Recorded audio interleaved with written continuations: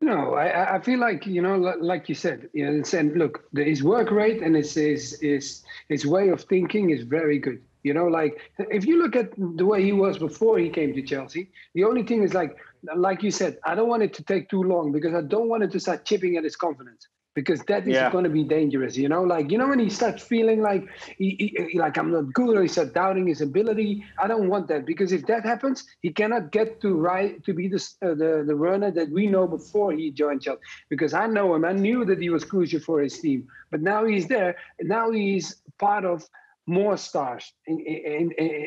Except when he was in his older team, he was like maybe the unique one. And I think that's one of the key things. But away from that, look, it's very hard already. You're getting in that position to making sure that you can score. And I think that's what people have to understand. It's not that easy. Like even me as a defender, when players were around me and I was playing against a striker that will get himself in that position, that was so difficult sometimes. You were like, how does he get there? You understand? So you always have to be aware of him. And I feel like he's one of those players. He's yeah. always active. It's very hard to pick up. But you mentioned about confidence. I think Carlton Cole last weekend pointed out it's a dated excuse in his opinion because he scored against West Ham only to miss a sitter not long after, and we saw the big chance he missed against Real Madrid as well. Is it really a confidence thing? And to top off the fact, the bigger concern is the kind of misses he is missing, the kind that's just a yard or 2 yards out, that someone of his caliber should really put in the back of the net. And these goals that he missed could be the difference of if Chelsea do end up in those top 4 spots, Mario. Yeah, I totally understand. Look, the fortunate part for him, you understand, is that Chelsea is not in a situation where, like they have everything in their own hands still. Look, if you turn it around, then of course you can turn it around. But if it would have been a Fulham situation, you would have jumped different. You would have said like, hey, come on now. You got to put them in. But because there are more creative players around him and they can score goals too, and that's why you put in pressure on him.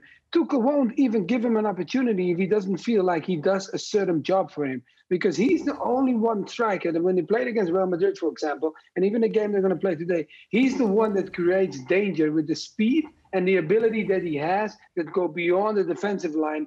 And he can push. He can literally on his own keep two players busy. And normally that's very, very hard because you can play a one-against-one with him. But with him, with the space and the strength, is very difficult. So that's why I think, yeah, you can talk about the confidence. You just don't want it to take too long. But he still gets there where he needs to be.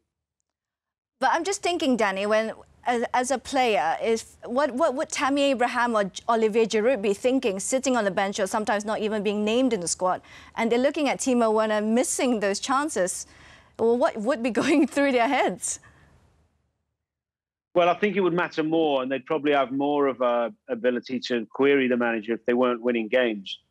I think what Mario said is right. Is that what Werner does is he gives them attributes in the way they set up that the other two can't. His runs, his fitness levels to recreate the runs, to push teams back.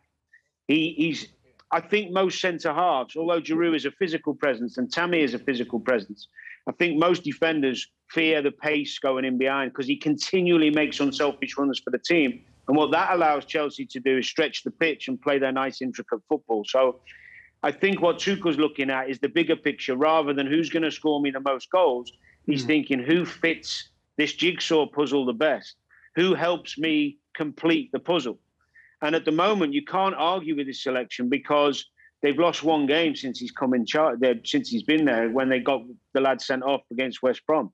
They're in the semi-final of the Champions League looking strong, and they're in 4th position, which with a good win today cements that position. They'll be 6 points ahead of West Ham and Liverpool. So I don't think he's worrying too much about the individual. He's thinking about the collective. And when you watch Chelsea play, Werner's attributes are key to the way they play, hence the semi-final win against Manchester City.